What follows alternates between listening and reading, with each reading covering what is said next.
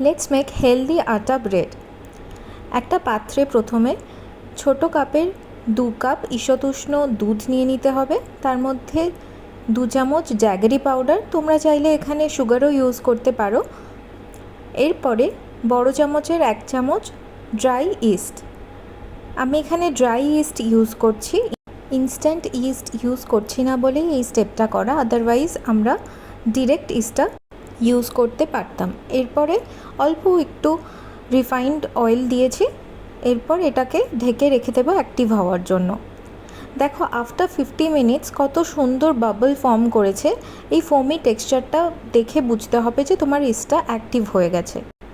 এরপরে একটা পাত্রে কিছুটা পরিমাণ আটা নিয়ে নিচ্ছি। আমি যে বাটিটা নিয়েছি দেখো সেই বাটিটা মোটামুটি ফুল আটা নিয়ে নিচ্ছি, আর একটু নুন মিশিয়ে দিচ্ছি তার মধ্যে।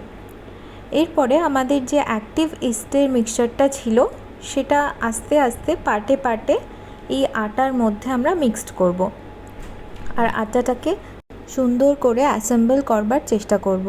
প্রথমে হাতটা ভীষণভাবে স্টিকি মনে হতে পারে, বাট এটা 10 to 15 মিনিটস খুব ভালো করে নিড করতে হবে।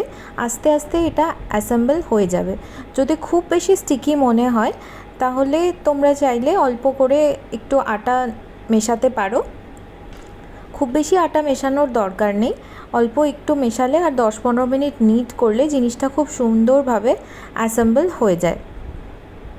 বেশ কিছুক্ষণ নিড করার পর এটা যখন একটা ডোই টেক্সচার নিয়ে নেবে তখন হাতটা ধুয়ে খুব ভালো করে আবারও একটু কিছুক্ষণ নিড করতে হবে, তাহলে হাতে কম স্টিক করবে আর খুব সুন্দর করে ডোটা তৈরি হয়ে যাবে। এইভাবে 2 হাত দিয়ে কাট অ্যান্ড ফোল্ড মেথডেও আমরা ডোটাকে তৈরি করতে পারি। এরপর যখন ডোটা সুন্দরভাবে তৈরি হয়ে যাবে তখন আবারও একটা পাত্র নিয়ে সেই পাত্রের গায়ে খুব ভালো করে তেল মাখিয়ে নিয়ে তারপর আমরা ডোটাকে নিচের দিকে টেনে টেনে ফোল্ড করব, করে এই তেল মাখানো পাত্রটার মধ্যে ওটাকে ট্রান্সফার করে দেব। দিয়ে ডোটার গায়ে ভালো করে একটু তেল লাগিয়ে নেব, নিয়ে ডোটাকে রেস্ট করতে দেব ফর 1 আওয়ার। যেহেতু এখন ভীষণ গরম আর গরমকালে এটা খুব ভালো ফার্মেন্ট হয়, তাই এটাকে এমনি ঢেকে রাখা যেতে পারে, আর না তো চাইলে কোনো হালকা গরম জায়গাতেও এটা রাখা যেতে পারে। দেখো 1 ঘন্টা পরে এটা কত সুন্দর ফুলে গেছে। আর এই পার্টটাই আমার সবচাইতে ফেভারিট পার্ট, যখন ডোটা এত সুন্দর করে ফুলে যায়। আর দেখো কত সুন্দর নেট নেট একটা স্ট্রাকচার ফর্ম করেছে।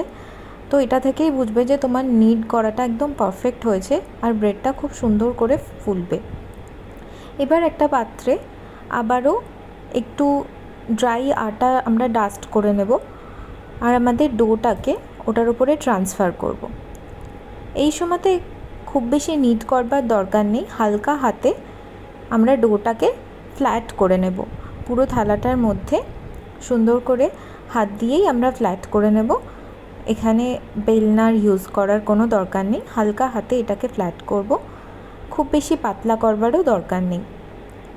এরপরে যেভাবে আমি ফোল্ড করছি সেইভাবে একটু ফোল্ড করতে হবে, মাঝে যাতে কোনো এয়ার গ্যাপ তৈরি না হয়।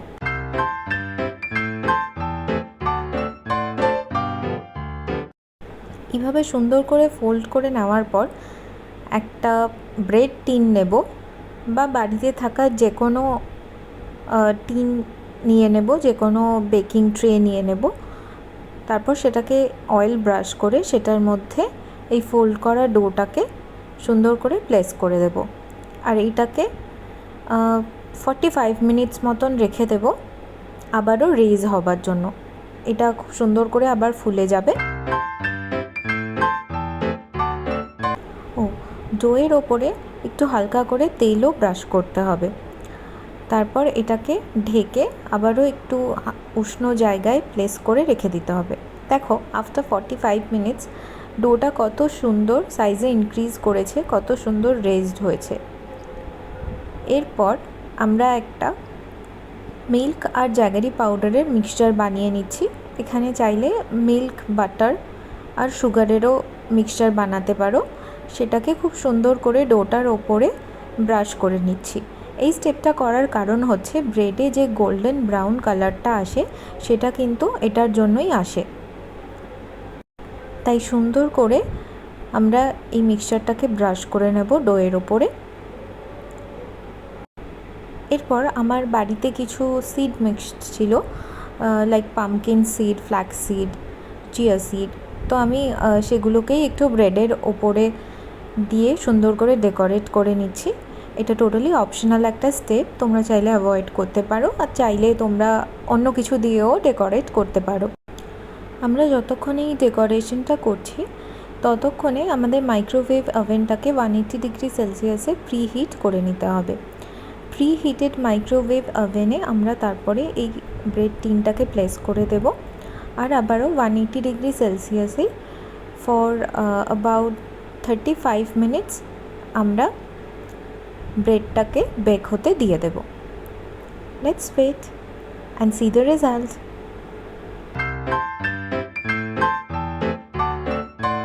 যখন 19 মিনিট মতন বাকি থাকবে সেই সময়তে এই ব্রেড টিনটাকে বের করে কিছুক্ষণের জন্যই ব্রেক করতে পারো, বা না বের করে এর উপরে আবারও ওই জ্যাগরি পাউডার আর মিল্কের যে মিক্সচারটা বানিয়েছিলাম সেইটাকে আবার সুন্দর করে একটু ব্রাশ করে দিতে হবে। এই স্টেপটা ভীষণই তাড়াতাড়ি করতে হবে। তাড়াতাড়ি করে আবার আমরা মাইক্রোওয়েভের ডোরটাকে বন্ধ করে দিচ্ছি অ্যান্ড আবার ওভেনটাকে স্টার্ট হতে দিচ্ছি বেক হওয়ার জন্য। And R waiting time is over. And দেখো কত সুন্দর ব্রেডটা হয়েছে। বাট এটাকে এখন ঠান্ডা হওয়ার জন্য কিছুক্ষণ রেখে দিতে হবে। দেখো ঠান্ডা হওয়ার পর, একদম কমপ্লিটলি ঠান্ডা হওয়ার পর এটাকে একটা চাকুর সাহায্যে চারিদিকটা একটু লুজেন আপ করে নিচ্ছি।